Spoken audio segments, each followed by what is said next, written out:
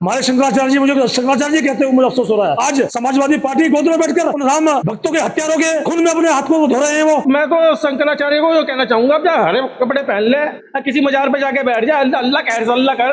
अभी मुक्तेश्वरानंद महाराज जी को अपनी थोड़ी सी दाढ़ी बढ़ा लेनी चाहिए और टोपी अपने सिर पे रख लेनी चाहिए, क्योंकि वे जो आज महामंडलेश्वर का पद ले हुए बैठे ना, वो भी कोर्ट में 4 दिन चल रहा है। शंकराचार्य जी बिल्कुल बुद्धि से भ्रष्ट हो चुके हैं, क्योंकि वे राम जो भक्त है उनके हत्यारों की गोद में जाके बैठ चुके हैं। और मैं तो कहूंगा समाजवादी पार्टी की गोद में बैठ चुके हैं, तो फिर खामा खाई में क्यों भगवा चोला ओढ़ के बैठे हैं? इससे बढ़िया वे हरा वस्त्र धारण कर ले और गोल टोपी लगा ले, और क्या। दुर्भाग्य इस बात का है कि हम भगवा चोला पहन के कर रहे हैं। अगर सिर पे टोपी धर के और दाढ़ी रख के करते तो मैं इनका भूत बना देता। भाई साहब, क्या नाम है आप? मनोज सैनी, अध्यक्ष संयुक्त हिंदू मोर्चा। मनोज जी, एक जो है सोशल मीडिया पर शंकराचार्य जी का बयान तेजी से वायरल हुआ है, जिसमें वे बीजेपी का जो है कार्यालय राम मंदिर को बता। देखिए, जो शंकराचार्य महोदय जी हैं, मुझे लगता है कहीं ना कहीं इनका मानसिक संतुलन खराब हो चुका है। भारतीय जनता पार्टी को रामलला के मंदिर में करले बनाने की कोई आवश्यकता नहीं है। और दूसरी बात कि जिसके मन में राम हो तो उसका करले राम मंदिर हो भी जाए तो कोई बुराई नहीं है। जिन लोगों ने खून पसीना बहाकर राम मंदिर का निर्माण करवाया और जो लोग भगवान श्री राम मंदिर का विरोध करते थे, उनके भक्तों पर गोले चलवाते थे, उनके समर्थकों को राम मंदिर समर्थकों के बारे में कुछ बोलने का अधिकार नहीं है। इन्हें शर्म आनी चाहिए। आज वे हमारे शंकराचार्य जी, मुझे शंकराचार्य जी कहते हुए मुझे अफसोस हो रहा है। आज समाजवादी पार्टी गोद में बैठकर उन राम भक्तों के हत्यारों के खून में अपने हाथ को धो रहे हैं। वो इस तरह का बयान दे रहे हैं। अरे आपको शर्म आनी चाहिए। और भगवान राम प्रत्येक हिंदू के हृदय में है, भारतीय जनता पार्टी के कार्यकर्ता को हृदय में है, हिंदू संगठन के कार्यकर्ता को हृदय में है। और भगवान श्री राम के जो मंदिर है, हर मंदिर हमारा हिंदू संगठनों का कार्यालय है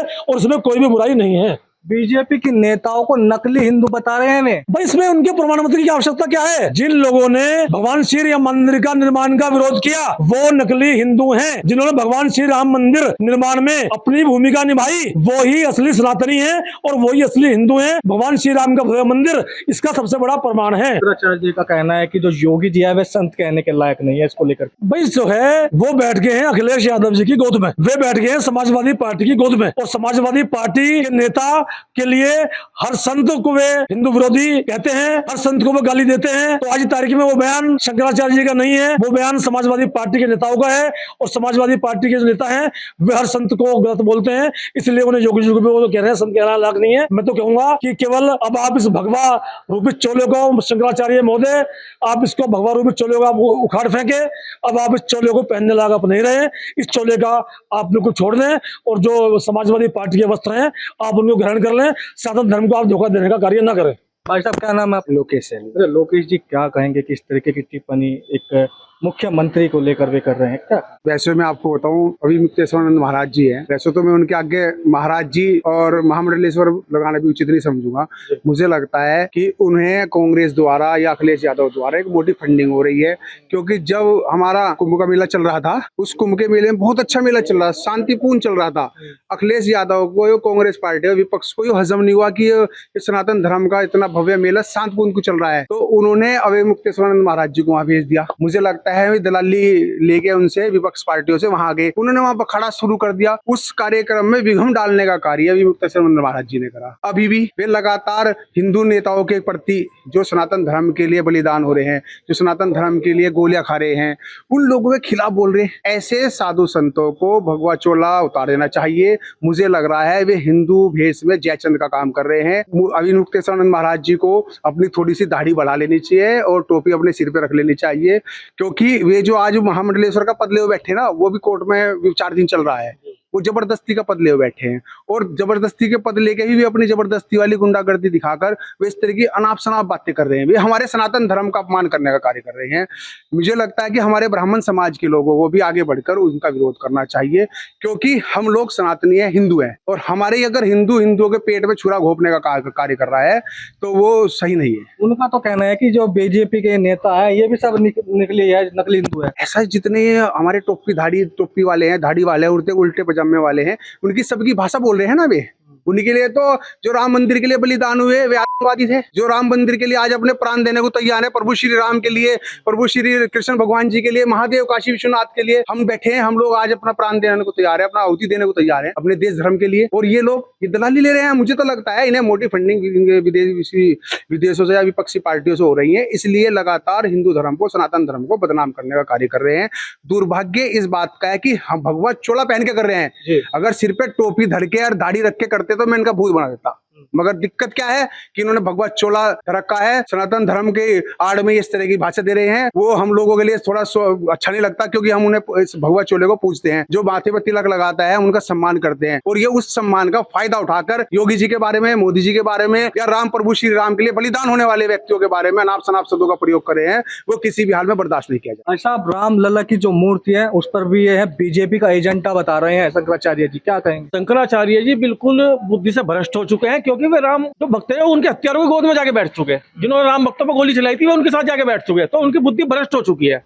और ये तो शुरू से ही चल रहा है। अब तो मैं तो शंकराचार्य को कहना चाहूंगा, अब चाहे हरे कपड़े पहन ले, किसी मजार पे जाके बैठ जाए, अल्लाह कहर से अल्लाह कर, उसके अलावा उसका कोई पत्ता नहीं चलना हिंदुस्तान भर में।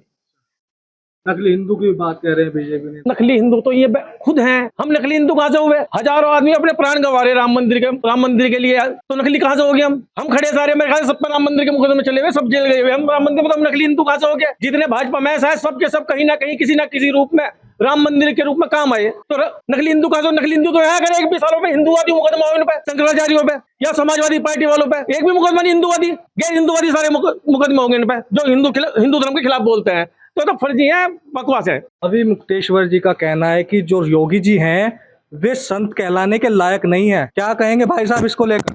देखिए, हमेशा मैंने जब तक के देखी है, कभी उनकी बाइट भी देखी है, जैसे न्यूज पे देखते हैं हमने, तो हमें समाजवादी पार्टी की ज्यादा तारीफ करते हैं। मुझे लगता है समाजवादी पार्टी की मानसिकता उनके दिमाग में आ चुकी है इस टाइम। और मैं तो एक बात और कहूंगा, वे हमेशा कहते हैं योगी जी कोई प्रूफ दे, वे हिंदू है। अरे भाई, क्या जरूरत है उन्हें प्रूफ देने की योगी जी को? वे तो कट्टर हिंदू है, वो तो उन्हें भी पता है और सबको पता है। जो सनातन धर्म की बात करता है, सनातन धर्म की रक्षा करता है, तो वे तो हिंदू ही है। उन्हें क्या कहने की जरूरत है? उन्हें क्या प्रूफ मांग रहे हैं? वे खामखाई में कुछ नहीं, वे समाजवादी पार्टी की गोद में बैठ चुके हैं इस टाइम जा करके। और मैं तो कहूँगा, समाजवादी पार्टी की गोद में बैठ चुके हैं तो फिर खामखाई में क्यों भगवा चोला ओढ़ के बैठे हैं?